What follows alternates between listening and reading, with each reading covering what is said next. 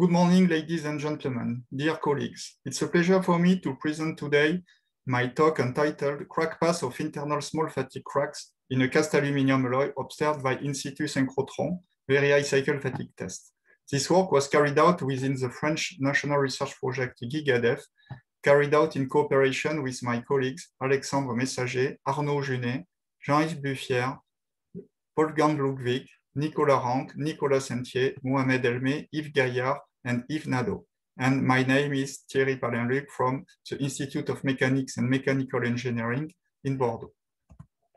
As you know, the crack initiation in very high cycle fatigue regime occurs mainly in the core of the material. Consequently, it is very difficult to observe with a non-destructive technique the internal fatigue crack growth and initiation. There are a few papers in literature about that, according to my knowledge. A paper by the team of Professor Nakamura on titanium alloy, TA6V, but not really in gigacycle, around 10 to the 7 cycles. And the work by Serrano Munoz and co-workers in the previous National French Research Project, IDEFA, on a cast aluminium alloy, but he succeeded to observe only a single crack. Most of the others were surface crack, below 10 million cycles. All the work carried out in literature, used synchrotron tomography. We will use it also in our work. And the challenge is to observe internal crack growth in very high cycle fatigue regime. So after this brief introduction, the plan is the following. I'm presenting the material investigated, then the experimental method and techniques, and then the results and their analysis before to conclude and see some prospects. The material investigated in the cast aluminium alloy A357 in T6 state with the following chemical composition.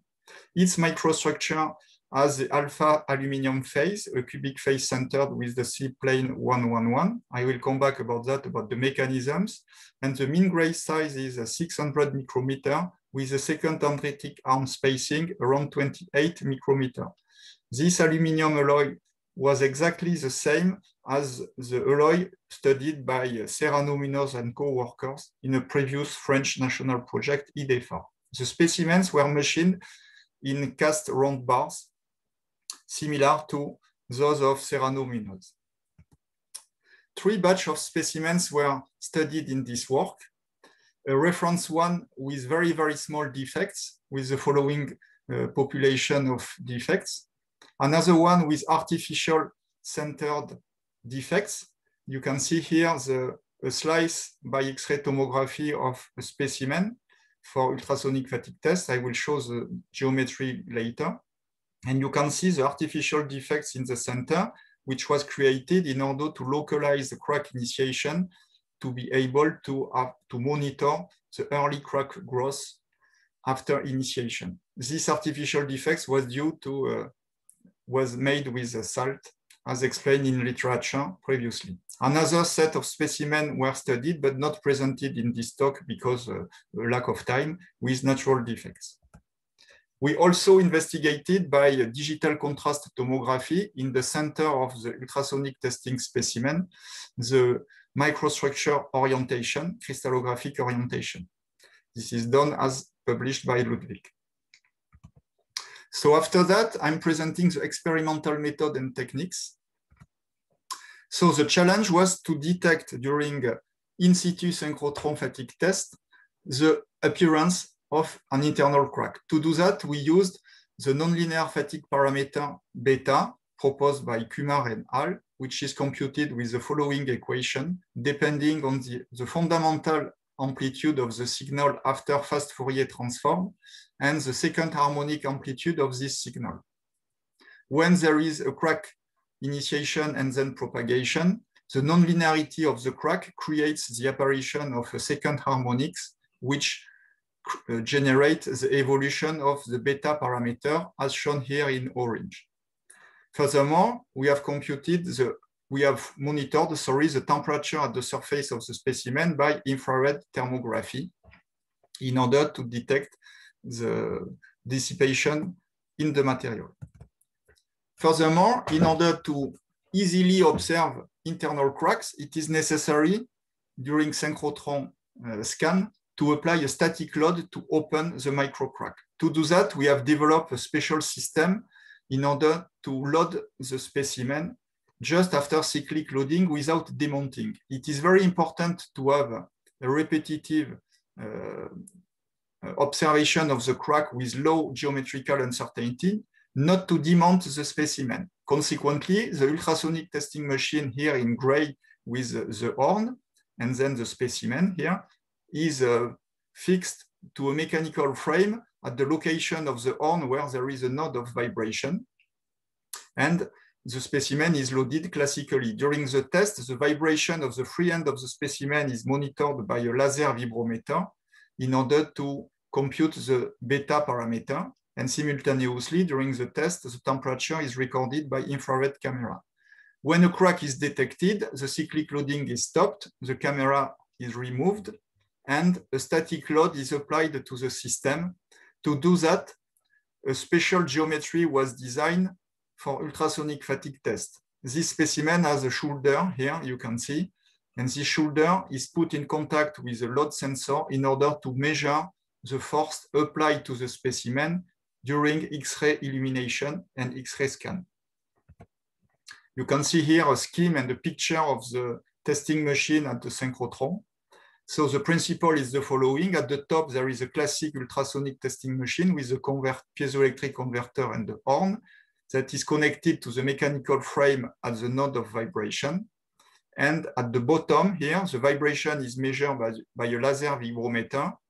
And when there is no vibration, the laser is removed and the mechanical frame moves vertically here in order to apply the static load.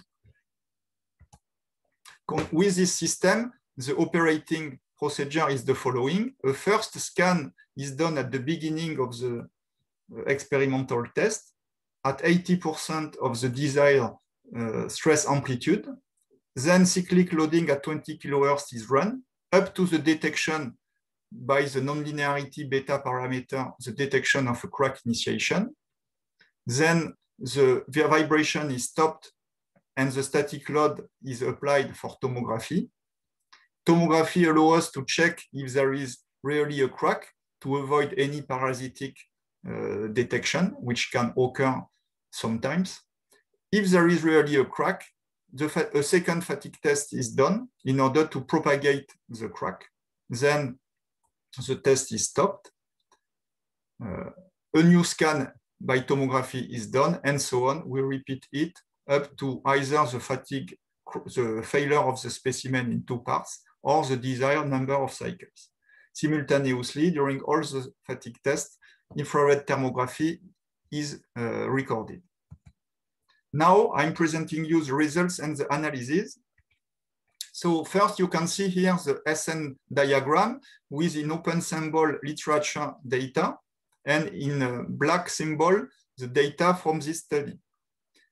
Only about artificial internal defects because of lack of time to present the other one.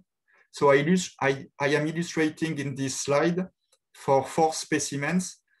In red, the artificial internal defects, and in artificial colors, different colors corresponding to different number of cycles, the cracks that were initiated and then propagated. So you can see that fatigue tests were carried out between 10 to the 7 and around 5, 10 to the 8 cycles in the gigacycle.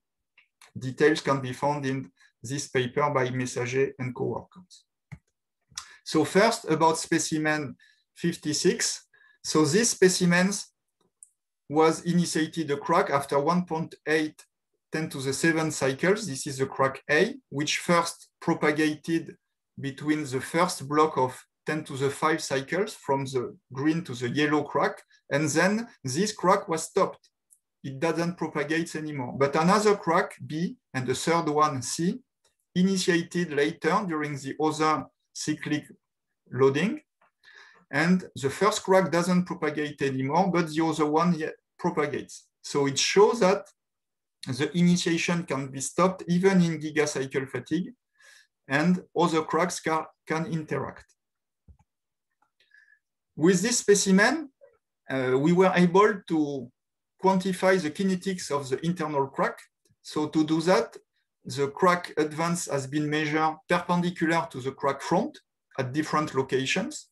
And I have not enough time to present here, but the stress intensity factor was computed by finite element analysis in 3 dimensions. So what we can see, comparing our experimental data in orange with internal fatigue crack at 20 kilohertz, with literature data with a surface crack in air and surface crack in vacuum. So we can see that the internal fatigue crack at 20 kilohertz propagates even for delta K value lower than the threshold at 20 kilohertz in air. The threshold in air is around 2 megapascal square root meters. You can see here the propagation and then the arrest and propagation again and again and again, as observed by Keith Miller, for instance, at the end of the last century, and many other workers for surface crack. So this is the same interaction with the microstructure and the barrier of the microstructure. And the microstructural short crack behavior, when the crack is long enough, behaves like surface crack in vacuum. So here, the behavior is similar. You can see orange point similar with the red one. What we can see also observe is that one specimen has a singular behavior. This specimen 119. It was first detected a crack here, and then this crack will not propagate up to different cyclic loading, up to 90 megapascal. So a first crack on this specimen was detected here after 3.8 10 to the 7 cycles. This is a crack in orange here. The specimen was loaded up to 10 to the 9 without any crack propagation. And this specimen was loaded at another stress level higher, up to 10 to the 9, and again at higher and higher stress level. A total of 50 scans were done up to 2.3 10 to the 9 cycles. We were here where a final crack in blue was detected. So it was a new crack initiation. So this test shows that most of the fatigue life is dominated by crack arrest. So this proves that even in very high cycle fatigue regime, crack initiation that do not dominate, but crack arrest and can dominate. This is very important. You can see here the first crack in orange arrested and the final crack here in blue.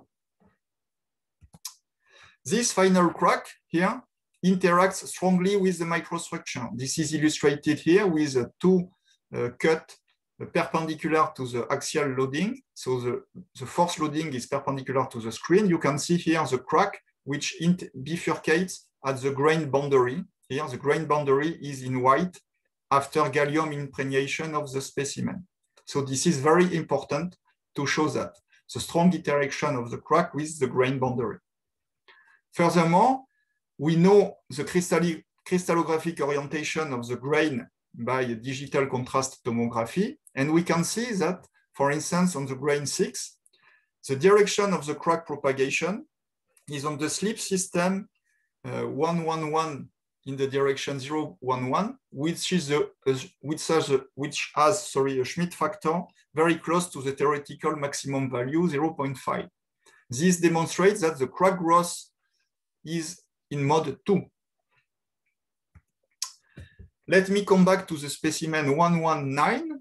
So there was a crack at 3.8 10 to the 7 cycles, and this crack were in fact three micro cracks, ABC, which were stopped at the boundary of the grain 18. We can analyze the interaction of these cracks with the other grain because we know their orientation from DCT. So what we can see is that after computing the Schmidt factor, the slip system S4 and S11 are those with a higher Schmidt factor, 0.49 and 0.44. So it shows that the crack propagates first in the direction with the higher Schmidt factor. This is the case for crack B and the crack C here. And then when the crack has to cross the grain boundary, we have computed the tilt and twist angle, and it is clear that the grain G2 here, for the crack C, which bifurcate and becomes crack C prime, was a pass-through because for this grain boundary, G2 has the highest Schmidt factor, even with low angle omega and delta. But the crack A and B were stopped at the grain boundary between the grain 18 and grain 25 or 9, even if the angles omega and delta were small, distant tilt angle, but the Schmidt factor was not high enough. So it shows clearly that if the plastic activity in front of the crack is not low and high enough, the crack is stopped by the grain boundary. As a conclusion, we can see that with this in situ synchrotron equipment, it was possible to show that in very high cycle fatigue regime, the crack initiate very early and interact with the microstructure, can stop and propagates again and stop again and so on during most of the life. So this is very important results. The grain boundary play a very important role, and the initiation and the growth is on the plane 111. As prospects, I would say that it should be interesting to use polycrystalline plasticity finite element analysis to deeper understand the interaction with the microstructure. And it should be interesting to model the grain boundary crossing and to take into account the probable crack closure. For microstructure, for material with smaller grains, it should be also interesting to reproduce this work, but it is very difficult because of the resolution of the X-ray tomography. Thank you to the ANR for the financial support and to all the Beamline scientists for their support. Thank you for your attention.